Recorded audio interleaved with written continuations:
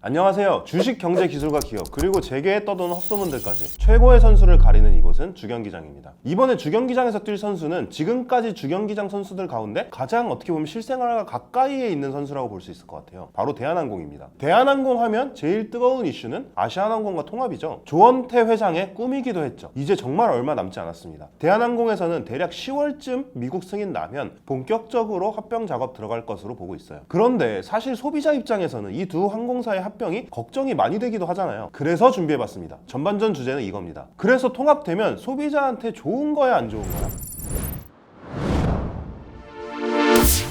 일반적으로 사람들이 통합과 관련해서 걱정하는 것은 크게 세 가지로 나눌 수 있을 것 같아요. 첫 번째는 요새 특히 많이 나오는 마일리지 얘기, 그리고 두 번째로는 독과점에 따른 항공요금 인상을 빼놓을 수 없겠네요. 마지막으로 항공노선이 혹시 줄어들지는 않을까, 뭐 이런 불안함도 있겠죠. 먼저 마일리지부터 살펴보면 사실 이게 지금 가장 불확실한 요소다, 이렇게 볼 수 있을 것 같아요. 물론 대한항공과 정부가 직접 나서서 마일리지 관련해서 소비자들이 절대 불이익을 보지 않겠다고 공언하고 있지만, 이 약속이라는 게 원래 생각보다 허무한 거잖아요. 불이익이라는 게 또 딱 떨어지는 기준이 있는 것도 아니고요. 일단 마일리지의 적립 비율이 다르다는 게 좀 큰 문제예요. 아시아나항공은 대충 1,000원의 1점 정도가 적립되는데 대한항공은 1,500원의 1점 정도가 적립되거든요. 이 말은 만약에 아시아나 마일리지를 대한항공 마일리지와 1대1로 합쳐버리면 오히려 대한항공 마일리지 위주로 갖고 있었던 소비자들은 화가 날 수도 있는 부분이란 말이죠. 그렇다고 비율을 다르게 해서 합치면 또 아시아나 쪽 마일리지 많이 갖고 있는 소비자들이 화가 나겠죠. 어느 쪽이든 소비자들을 잘 이해시켜야 하는 상황인 셈이에요. 거기다가 또 재밌는 점은 마일리지는 항공사에게 부채로 인식된다는 말을 아마 많이들 들어보셨을 거예요. 항공사의 재무에서 제일 또 중요한 게 부채 비율 관리거든요. 왜냐하면 항공사들은 기본적으로 항공기를 직접 소유하는 게 아니라 리스 형태로 많이 운용하기 때문에 일반적인 기업보다 부채 비율이 좀 높아요. 그래서 부채 비율 관리를 안 하면 신용도에 악영향이 있을 수가 있거든요. 그럼 대한항공은 무조건 이 마일리지를 소진시킨 채로 합병하는 것이 낫냐? 이렇게 하면 또 반드시 그렇다고는 할 수 없어요. 마일리지는 일종의 이연 수익이라 이 마일리지를 소비자가 사용하는 시점에 이게 수익으로 잡혀요. 그럼 만약에 합병하기 전에 아시아나항공 마일리지가 많이 소진돼 버리면 대한항공으로서는 미래에 높은 확률로 인식될 수 있는 수익을 미리 포기해 버리는 셈이 되겠죠. 이러나 저러나 참 복잡한 문제죠. 그래서 마일리지와 관련해서는 정확하게 뭔가 가이드라인이 하루빨리 나와야 될 것 같아요. 두 번째는 항공요금인데 미래는 모르는 법이지만 사실 큰 문제가 되지는 않을 가능성이 높아요. 애초에 대한항공의 경쟁사는 국내 기업들이 아니거든요. 대한항공이 실제로 돈을 많이 벌고 있는 뉴욕, 파리, 베를린 이런 노선들은 대부분 외국의 국적 항공사들과 경쟁하고 있죠. 스카이스캐너 같은 사이트에서 실제로 찍어보면 확실하게 딱 알 수 있죠. 지금 제가 찍어봤는데 에어프랑스가 대한항공보다 싸요. 결국 이렇게 지속적으로 가격 경쟁이 필요한 상황에서 대한항공이 통합을 했다고 굳이 요금 인상을 단행할 유의는 적다고 봐야겠죠. 마지막으로 항공 노선의 측면을 한번 살펴볼게요. 예를 들어 아시아나항공과 대한항공이 하루 각 1회씩 운항하던 노선을 통합하면